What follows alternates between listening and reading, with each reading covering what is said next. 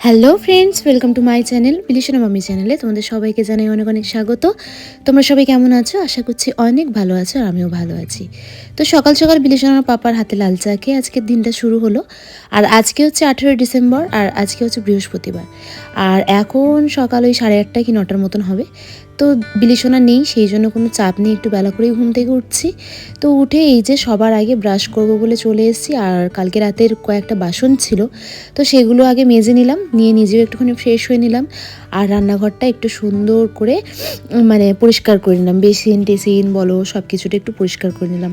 আসলে রাতে যতই পরিষ্কার করা থাক না কেন, সকালবেলা একবার ভালোভাবে ভিজে কাপড় করে মুছে না নিলে ঠিক মনটা ভালো লাগে না। তো যাই হোক, এদিকে কিন্তু আমার বাসন কোসন সব মাজা হয়ে গেছে। আর এদিকে চলে এসেছি আমি একটুখানি সকালবেলা স্কিন কেয়ার করবো বলে। আর জানো তো, সকালবেলায় মুখ ধোয়ার পরেই না আমার খুব ঠান্ডা লেগে যায়, একদম নাক বন্ধ হয়ে আসে। আর মনে হয় যেন এক্ষুনি হ্যাচ্ছি হবে আর কি।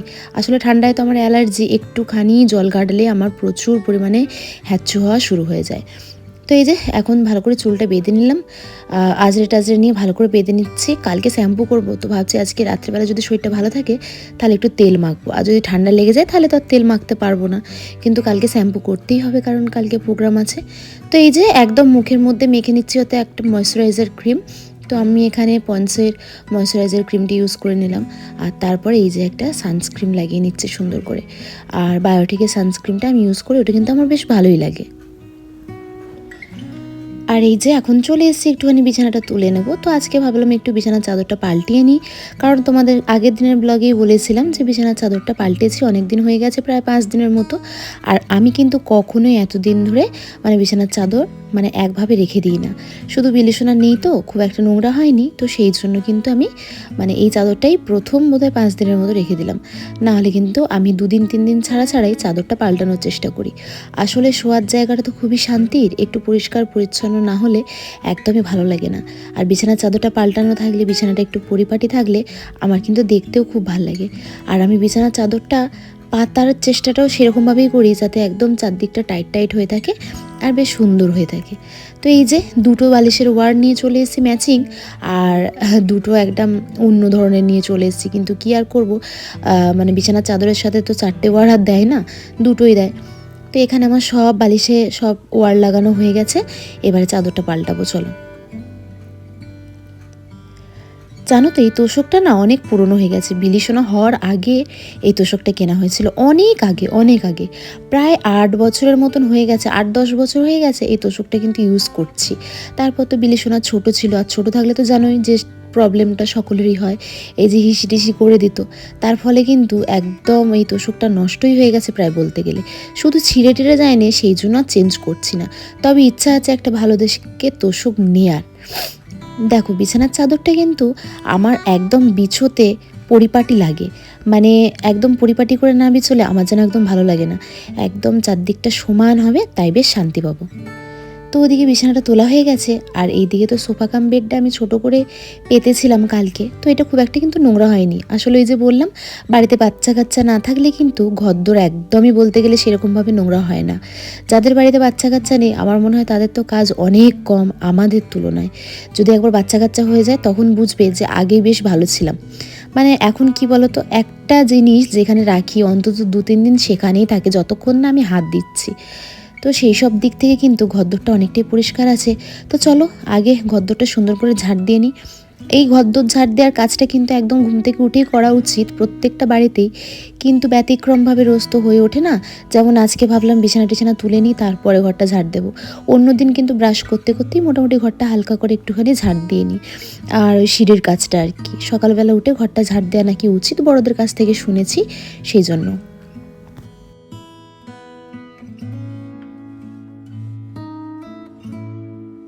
তো বন্ধুরা, আজ ঝাড় দিতে দিতেই পার্সেল চলে এসছে, ঠিক আছে? আগে পার্সেলটা নিয়ে আসি চলো।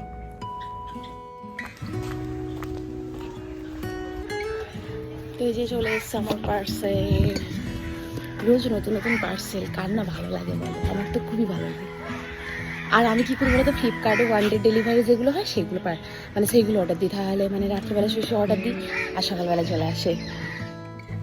ঝাড় দেওয়া বন্ধ করে আর তস হয়েছিল না, পার্সেলটা হাতে পাওয়া মাত্রই চলে এসেছি খুলতে। কারণ কি বলো তো, আবার যদি ভালো কিছু না আসে বা কোনো রকম কোনো প্রবলেম হয়, সেটা তো আবার এক্সচেঞ্জ করতে হবে বা রিফান্ড করতে হবে, সেই জন্য আগে দেখতে চলে এসেছি।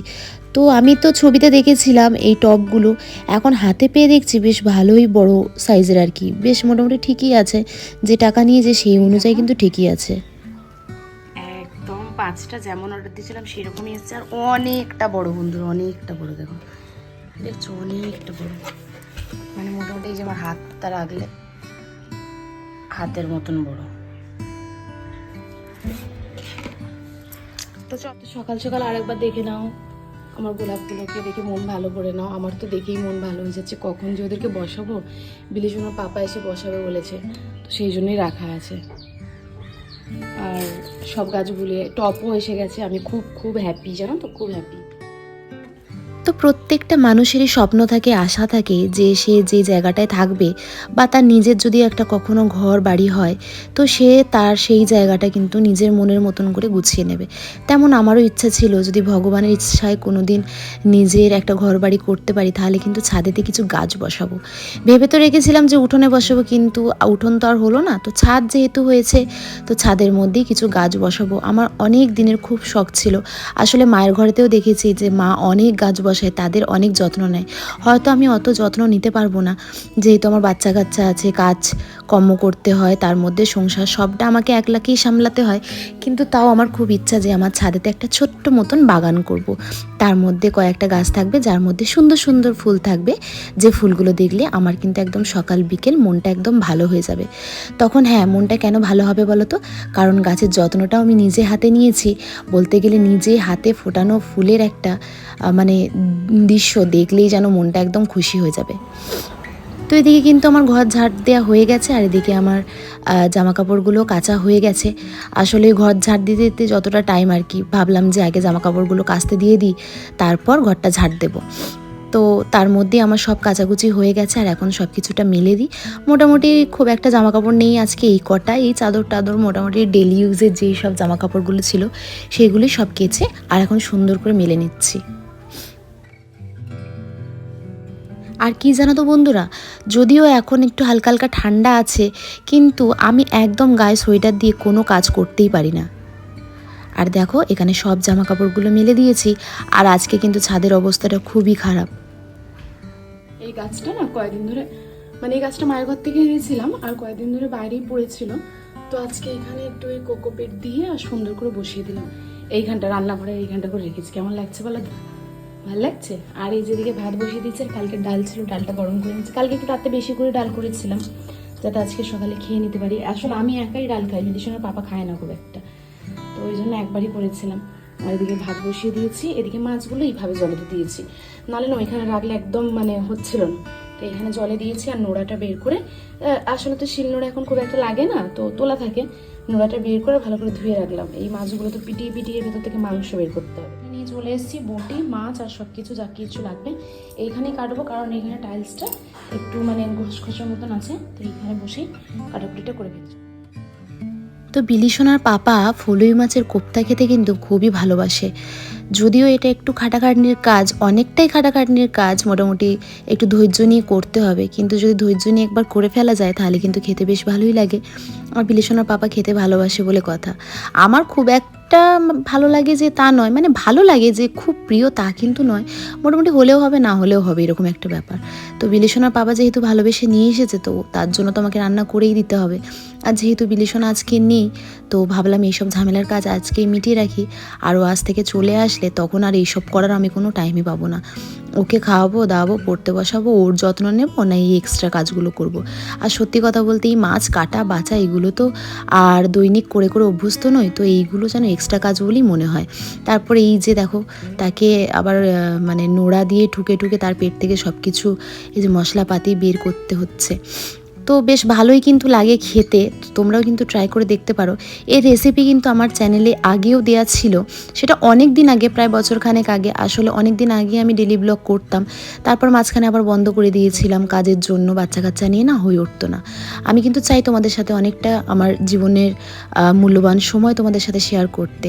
যদি আমার কাছে অনেকটা সময় থাকতো বা আমি যদি বাড়িতে থাকতাম, তাহলে হয়তো আরও ভালো ভালো কিছু তোমাদের সাথে আমি শেয়ার করতে পারতাম। কিন্তু এই যে ছুটির দিনগুলো আমি বাড়িতে কিভাবে থাকি, কী কী করি, আমার ডেলি রুটিন, আমি কিন্তু সেইগুলো কিন্তু তোমাদের সামনে তুলে ধরার চেষ্টা করি।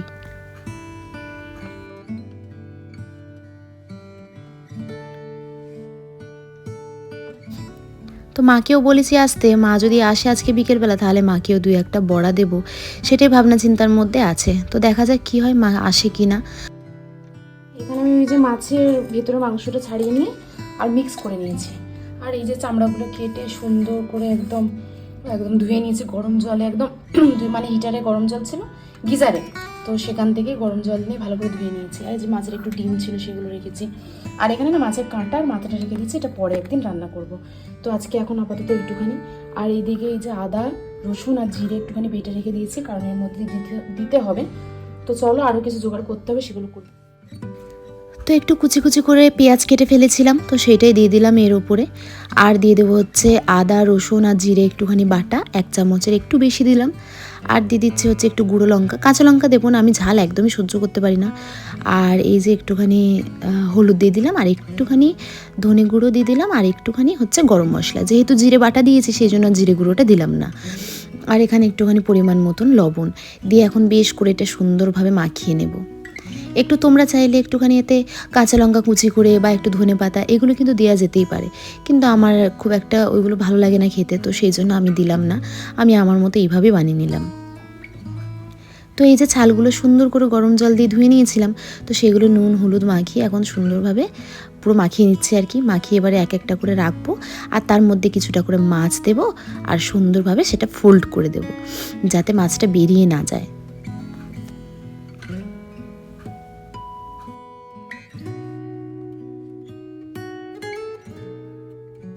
তো এই যে সবগুলো হয়ে গেছে, আর হওয়ার পরে কিন্তু অনেকটা মাছ বেঁচে গেছে, তো সেটা আমি ফ্রিজেতে রেখে দেব, কারণ সেটা মাঝে মধ্যে যখন ইচ্ছা হবে বের করে একটু ভেজে বড়া মতন করে খাওয়া যাবে আর কি।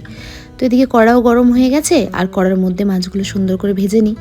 আজকে খুব একটা রান্নাবান্নার ঝামেলা করব না, তোমাদেরকে তো দেখিয়েছি কালকে রাতের একটু মুগ ডাল আছে, আর একটুখানি ভেন্ডি আলুর তরকারি আছে। এই কয়েকটা কোপ্তা ভাজবো, ভাজা 2-1টা রেখে দেবো, আর বাকিটা ঝাল করে নেব। যে কোপ্তা, আর এই যে কোপ্তাটা একটু টমেটো পেঁয়াজ দিয়ে একটু ঝাল করে নিয়েছি। এখন ঢাকা দিয়ে দিই, স্নান করতে যাবো। আর এই যে কালকে ভেন্ডি আলুর তরকারি আর ডাল গরম করে রেখেছি, এটাও ঢাকা দেবো, দিয়ে স্নান করতে যাবো। চলো। আর রান্নাঘরটা মোটামুটি আমার পরিষ্কার হয়ে গেছে, শুধু একটু বাসন পড়ে আছে, তো বাসনগুলো মেজে নিই, তারপর আমি স্নান টান করে হয়ে গেছি একদম রেডি। আর এখন বাজে হচ্ছে 3টে, আমার কিন্তু ভাত খাওয়া হয়নি এখনো, বিলিশনের পাপা আসেনি বলে না খাইনি। বিলিশনের ঘরে থাকলে তবু দুজন খেয়ে নি, কিন্তু যেহেতু নেই কেউ, একা একা খেতে ইচ্ছা হচ্ছিল না, তাই এখনো খাইনি। স্নান টান করে ফ্রেশ হয়ে গেছি, আর মা চলে এসছে দেউলিয়াতে, মা বিলিকে দিতে আসছে। তো মা বাড়িতে আসবে না, মায়ের কাজ আছে, বিলিকে রাস্তাতে নামিয়ে দিয়ে চলে যাবে। তো মা বললো যে ওই যেখানটা সেলিম আলীর বাড়ি আছে, যেখান থেকে আমরা প্রোগ্রামের গাড়িতে উঠি, তো ওইখান পর্যন্তই গাড়ি আসে। তো মা বললো ওইখানটা গিয়ে ফোন করবো, তুই এসে নিয়ে যাবে। তো সেই জন্য রেডি হয়ে বসে আছি, আর ভাত বাড়ছি না এখন, একদম ওকে নিয়ে আসি তারপরে খাবো। এসে দেখো এক গাদা ব্যাগ, বিলির জামা কাপড়, কি জানি বাবা কি আছে, আরও কত গাছ দিয়ে গেলো। এখানে 2টো গাছ, এখানে এক গাদা গাছ, গাছগুলো কখন লাগাবো তাই জানি না। ওই দেখো বন্ধুরা, বিলিশোনা বাড়ি চলে এসছে। বিলিশোনা বাড়ি চলে এসে দেখো কি সুন্দর একটা পঞ্চু করেছে, দেখো সেটা আবার নতুন নিয়ে আসছে মামার বাড়ি থেকে পঞ্চু।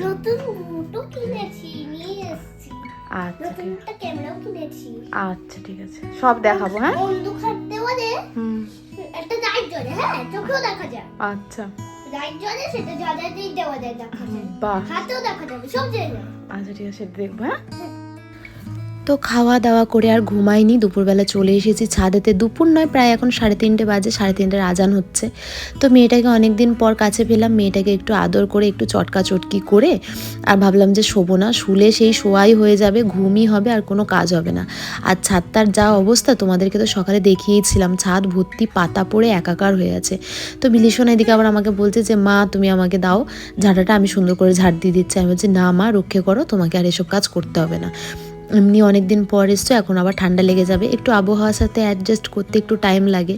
আর দেখো এখানে এত পাতা পড়ে ছাদ ভর্তি যে আমি কি করব আমি বুঝতে পারি না, কারণ আমাদের তো উনুনে রান্না হয় না যে পাতাগুলো কাজে লাগবে। তবে কোনো না কোনো দিন কাজে অবশ্যই লাগবে, সেরকম একটা ভাবনা চিন্তা আছে, ঠিক আছে। একটা ছোট্ট করে হলে উনুন করব, অন্তত বিলিশনার খেলার। একটা উনুন করেছিলাম কয়েকদিন আগে, সেটা না ভেঙে গেছে। মাটি ভাঙা চলছে, দেখতে পাচ্ছেন হাতুড়ি নিয়ে ভাঙছে এরা দুজন। তো কালকে রাতে আমরাও 4টে গাছ নিয়ে এসেছিলাম, আর মাও আজকে যেহেতু অনেকগুলো গাছ নিয়ে এসছে, তো আজকে বিলিশনার পাপাকেও না দুপুরবেলা খাওয়ার পর আর শুতে দিইনি। বললাম যে চলো চলো আমার সাথে একটুখানি গাছগুলো একটু বসিয়ে দেবে চলো। তো আমাদের একটুখানি না মাটি ব্যাগে করে আনা ছিল, তো মাটিগুলো সুন্দর করে গুঁড়ো করে নিয়েছি। আর একটু কোকোপিট আমি ভিজিয়ে রেখেছিলাম, যেটা তোমাদেরকে দেখিয়েছিলাম, তো সেইটা দিয়ে দুটো মিক্স করে আর গাছগুলো বসিয়ে দিচ্ছি। তাই বিলিশনার পাপা আমাকে বলছে গাছগুলো নিজের হাতে বসাও, তাহলে গাছগুলো যদি ফুল না হয় তাহলে আমাকে আর কিছু বলতে পারবে না, কারণ গাছ তুমি নিজেই বসাচ্ছ। আর আজকে আমাকে এখন ক্যামেরা কে করে দিচ্ছে জানো? বিলিশোনা কিন্তু এখন আমাকে ভিডিও করে দিচ্ছে। ছাদ হয়ে গেছে একেবারে পরিষ্কার, পুরো ছাদ পরিষ্কার করে নিয়েছি। আর এই যে সব এখানে জড়ো করে দিয়েছি, জামা কাপড় তোলা হয়ে গেছে। আর দেখো গাছগুলো কীরকম বসিয়েছি, এই গাছগুলো না সব মা নিয়ে এসছে আজকে। আজ সকালেই টবগুলো এসছে, আর দেখো গাছগুলো সব মানে বসানোর জায়গাও হয়ে গেছে একদম। আর কালকে আমরা যে গোলাপ গাছ দুটো নিয়েছিলাম, গোলাপ গাছ দুটো বসানোর জায়গা নিয়ে লঙ্কা গাছটা, তো এই তিনটের জন্য না এরকম মানে মাটির টব আনতে হবে বড় বড়। ওই জন্য বিলিশনা পাওয়া বললো এগুলো এখন বসাতে হবে না, ও এনে দেবে আজকে মাটির টব। আর এই যে স্ট্রবেরি গাছটাও এখানে, ওটা তো টপে লাগানোই ছিল, এখন আপাতত ওতেই থাক। আর একটু কোকোপিট দিয়ে দিয়েছি, দেখো এই গাছটায় দিয়েছি একটু কোকোপিট, ওইটা একটু কোকোপিট দিয়েছি, বাকিগুলো কত কত করে কোকোপিট আর মাটি দুটো একদম মিক্স করে দিয়েছি। তাও দেখো কত কোকোপিট আছে এখনও, অর্ধেকের একটু কম বালতির কোকোপিট আছে। এই এখন এই 3টে গাছ বসানো হবে। তো আমার এই ছাদ বাগান তোমাদের কেমন লাগছে অবশ্যই জানিও, ঠিক আছে। তো আমার ছাদ বাগান হয়ে গেল আজ থেকে।